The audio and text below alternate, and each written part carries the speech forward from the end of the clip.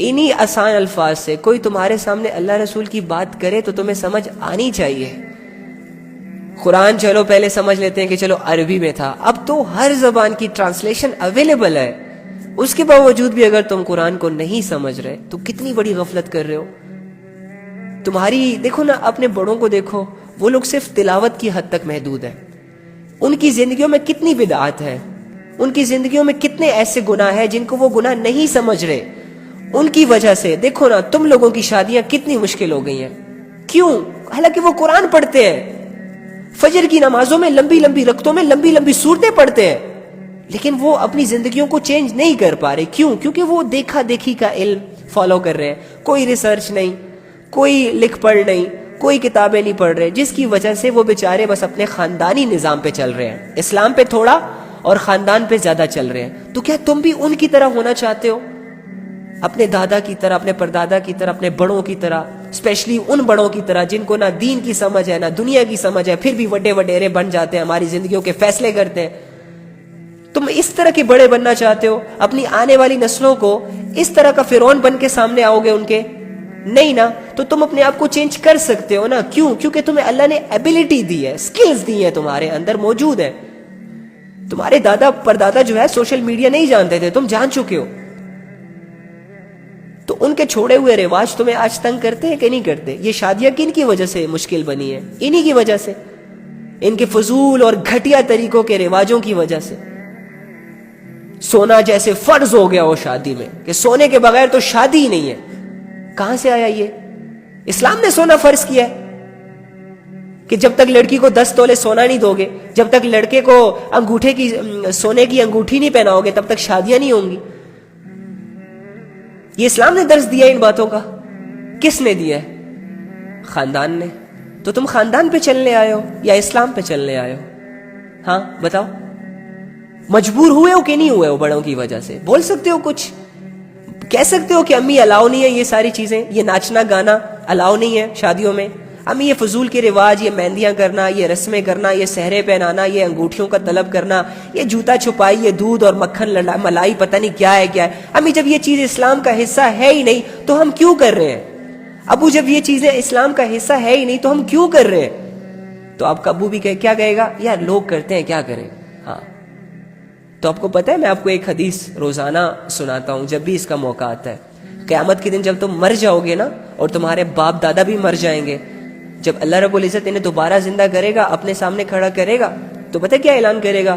اللہ فرمائے گا دنیا میں جس نے جس کے لیے عمل کیا تھا، ڈیپتھ میں لے کے جاؤں، دنیا میں جس نے جس کو خوش کرنے کے لیے ایفرٹ پٹ کی تھی، دنیا میں جس نے جس سے ڈر کر برے کام کیے تھے، دنیا میں جس نے جس کے لیے ایفرٹ پٹ کی تھی، آج قیامت کے دن اسی سے جا کر بدلہ لے لے اپنا. یعنی اگر آج کسی کو جنت چاہیے تو جا کے اسی سے لے لے، اگر آج کسی کو اپنی مغفرت چاہیے گناہوں کی تو وہ جا کے اسی سے لے لے، اور اگر آج کسی کو جہنم سے بچنا ہے تو میرے سامنے نہ روئے، اسی کے پاس روئے، اسی کے سامنے جا کے روئے کہ جس نے دنیا کی پوری زندگی انہیں دیکھ دیکھ کر گزار دی، انہیں خوش کرتے کرتے گزار دی. تو آپ لوگ ان لوگوں میں ہونا چاہتے ہیں. قیامت کے دن یار مائیں جو ہے ساتھ چھوڑ دیں گی، بیویاں ساتھ چھوڑ دیں گی، تو تمہیں یہ بات زیب دیتی ہے کہ تم ایک پرائے لڑکے کے لیے اپنی زندگی برباد کر دو، ایک پرائی لڑکی کے لیے سوچ سوچ کر اپنی زندگیاں اور اپنی سکلز برباد کر دو؟ اور پھر وہ لوگ جو اسلام کے خلاف چلتے ہیں، کم سے کم بول نہیں سکتے، آواز نہیں اٹھا سکتے، سسٹم نہیں چینج کر سکتے، دین کو نافذ نہیں کر سکتے، چلو it's okay fine no problem, تم کمزور ہو مان لیتا ہوں، لا علم ہو مان لیتا ہوں، لیکن یار اپنی زندگی تو بدل سکتے ہو. چل اپنی زندگی بھی نہیں بدل رہے تو ان چیزوں کو برا کہنا کب سے سٹارٹ کرو گے؟ دل میں کب برا جانو گے؟ یہ ساری چیزیں تبھی سامنے آئیں گی میرے بھائی میری بہن جب تمہیں قرآن سمجھ آئے گا. یار روزانہ بس لمبی لمبی صورتیں تلاوت کر کے بس اسی طرح ہلکے پھلکے ثواب لے کر چلے جاؤ گے قبروں میں. اور لیٹ سپوز اللہ یہ پوچھ لے تم سے مجھ سے کہ یار تم تو سورہ یاسین کی صبح تلاوت کرتے تھے، لیکن سورہ یاسین میں جو میں نے تمہیں آرڈرز دیے تھے تم ڈیلی بیسس پہ پڑھتے تھے، جن چیزوں سے میں نے تمہیں بچنے کا کہا تھا، جو واقعات میں نے تمہیں بتائے تھے، اس سے تم نے کیا سیکھا؟ تو تم آگے سے وہاں پہ ہینگ ہو جاؤ، اسپیچ لیس ہو جاؤ کہ اللہ میں نے تو کبھی اس نیت سے نہیں پڑھا. تو اللہ کیا فرمائیں گے کہ اچھا لیکن میں نے تو اسی نیت سے قرآن اتارا تھا کہ تم اسے پڑھو، پھر سمجھو، پھر اس پر اپلائی کرو۔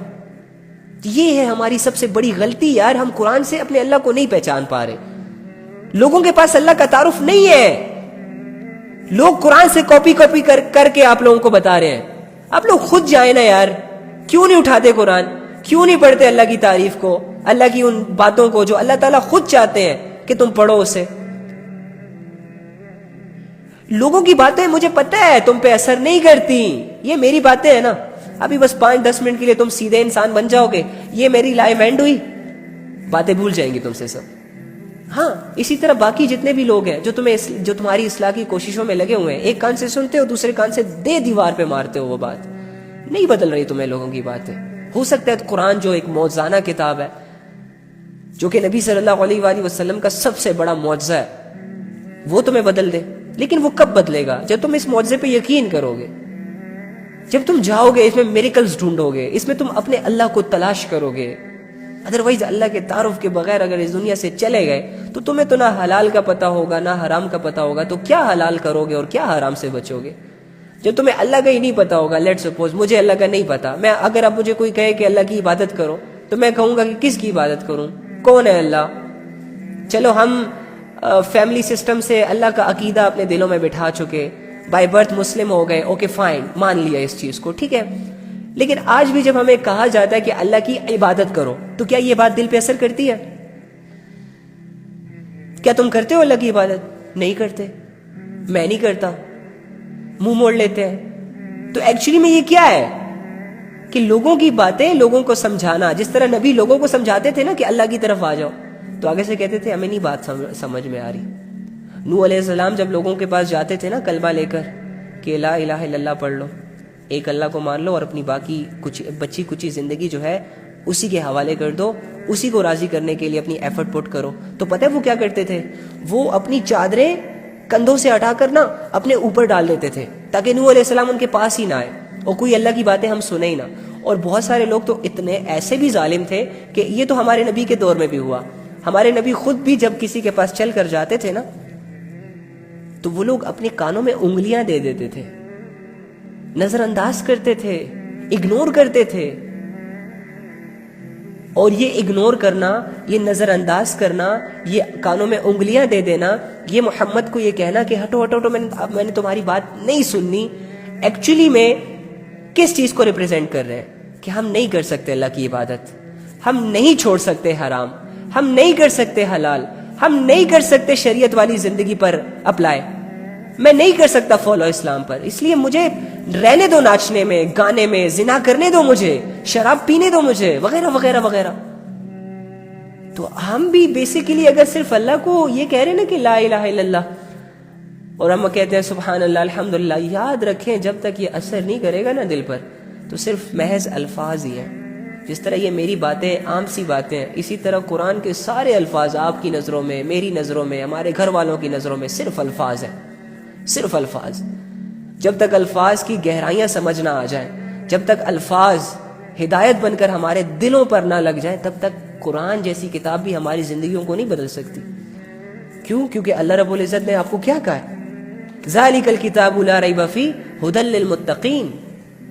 قرآن ہے ہدایت والی کتاب، قرآن ہے، اس میں کوئی شک نہیں ہے کہ جو پڑھے گا وہ ہدایت کو پہنچ جائے گا، کہ جو پڑھے گا اسے اپنی زندگی سمجھ آ جائے گی، مسئلوں سے نکل آئے گا، کنفیوژن سے نکل آئے گا، 100 راستوں سے اللہ اسے کٹا کر ایک راستہ، ہدایت والا راستہ اسے دے دیں گے، لیکن اس کی ایک شرط ہے، ھدی للمتقین، اسے پہلے تقوی اختیار کرنا ہوگا، کیونکہ قرآن سے ہدایت وہی انسان حاصل کرے گا، قرآن اسی لوگوں کی زندگیوں کو بدلے گا جس کے دل میں ڈر ہوگا۔ کس کا؟ خاندان کا نہیں، گرل فرینڈ چھوڑ جائے گی، بوائے فرینڈ چھوڑ جائے گا، اس بات کا نہیں،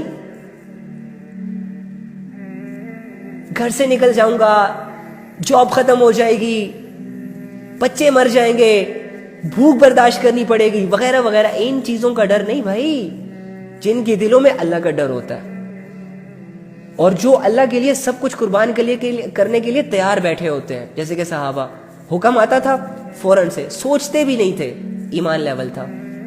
اور یہ اچھا چلو ہم کہتے ہیں نا کہ صحابہ تو ہمارے ایمان لیول سے بہت مطلب وہ تو بہت اعلیٰ شخصیات ہیں، اوکے فائن، لیکن وہی اعلیٰ شخصیات ان کی یہ خواہش بھی تھی کہ تم ہمیشہ کمزور نہ رہو، اسی لیے انہوں نے اپنی زندگیوں میں ایسے کام کیے اور تم تک پہنچائے تاکہ تم بھی یہ کام کرو اور ان کی نسبت لے جاؤ۔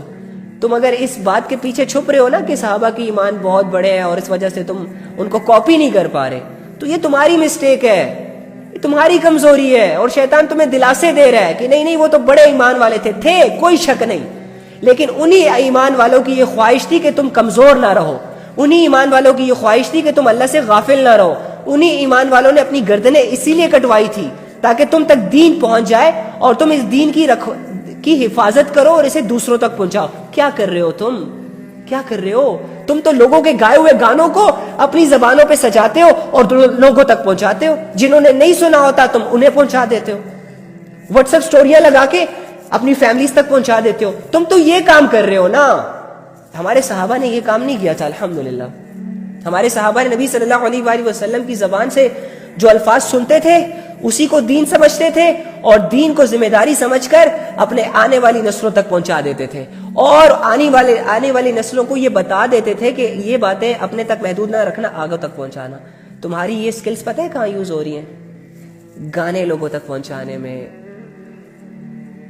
اور ماڈلز کو شیئر کرنے میں، میمز بنانے میں، پھر میمز کو 2 ملین ویورز تک پہنچانے میں، وغیرہ وغیرہ وغیرہ۔ ایبلٹیز تو ہے تمہارے اندر، سکلز تو ہے تمہارے اندر، اور یہ سکلز نبی صلی اللہ علیہ وآلہ وسلم کی دعاؤں کے بدولت ہے، لیکن یہ سکلز کو جہاں تم استعمال کر رہے ہو نا، یہ صرف اور صرف قرآن سے غفلت ہے۔ تو کبھی بھی زندگی نہیں بدل سکی تھی ہماری، نہ میری نہ آپ کی، یقین کریں۔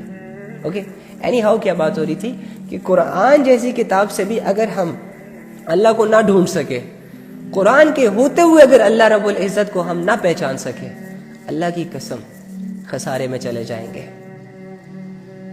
خسارے میں چلے جائیں گے۔ اگر تم نے 10 سال کی ایجوکیشن میں 200 کتابیں پڑھ لی نا، تو تم باقی بچے کچھ 10 سالوں میں یہ ایک کتاب ہی پڑھ سکتے ہو۔ یہ نہیں کہہ سکتے کہ میں نہیں پڑھ سکتا، مجھے سمجھ نہیں آتا، آئی ایم سوری، یہ بہانہ ہے، بہانہ ہے، اپنی کمزوریوں کے پیچھے خود کو چھپانا، بس۔ یاد رکھنا، منہ چھپانے والے جو ہوتے ہیں نا، وہ چور کہلاتے ہیں، کمظرف کہلاتے ہیں، جو اپنی غلطیوں کو مان کر تسلیم کر کے ان غلطیوں کی اصلاح میں لگ جاتے ہیں، یا لوگوں کے سامنے آگے اپنی غلطی کو ایکسیپٹ کرتے ہیں، یہ لوگ ہوتے ہیں بہادر لوگ۔ اور مسلمان بہادر ہوتا ہے، مومن بہادر ہوتا ہے، کیونکہ وہ اللہ کی نظروں کا خاص خیال رکھ رہا ہوتا ہے، لوگوں کی نظروں کی پرواہ نہیں کرتا کہ لوگوں کی نظروں میں گر جاؤں گا، لوگ ذلیل کر دیں گے، یہ کام کروں گا تو لوگ کیا سوچیں گے، وغیرہ وغیرہ، جس طرح آج کل ہمارا یہ فیملی سسٹم، ٹھیک ہے۔ وہ اللہ کی نظروں کی پرواہ کرتے ہیں کہ یار یہ کام جس کا مجھے حکم دیا جا رہا ہے، جس کے مجھے بینیفٹس بتائے جا رہے ہیں، جس کے مجھے سبز باغ دکھائے جا رہے ہیں، ٹھیک ہے، اس میں بینیفٹ بھی ہے، اس میں عزت بھی ہے، اس میں شہرت بھی ہے، اوکے میں اونچائیوں تک بھی پہنچ جاؤں گا، لیکن یار یہ کام مجھے میرے اللہ کی نظروں میں گرا دے گا۔ تو انسان اپنی ساری نفس کی خواہشوں پہ قدم رکھتا ہے، ساری نفس کی خواہشوں کو مٹا دیتا ہے، سارے فائدے کو سائڈ پہ کرتا ہے اور اللہ رب العزت کا احساس کرتا ہے، اس سے شرم کرتا ہے اور اس کے حکم کو پریورٹی دیتا ہے، اور وہی کرتا ہے جس کا اللہ رب العزت نے اس کو حکم دیا ہوتا ہے، اور اس کام سے بچ جاتا ہے جس کام سے اللہ کی نظروں میں اسے گرنے کا خطرہ ہو۔ یہ ہوتا ہے مومن، اور یہ صفات تم نے اپنے اندر بنانی ہے، اسی لیے تمہیں یہ 50-60 سال کی زندگی دی گئی ہے۔ ناچ لینا جنت میں جا کر، گا لینا جنت میں جا کر، کوئی پابندی نہیں ہے وہاں پر، کھا لینا، خوب مزے اڑا لینا، لمبی لمبی نیند کے مزے لے لینا جنت میں۔ یہاں تم بے سکون رہو گے،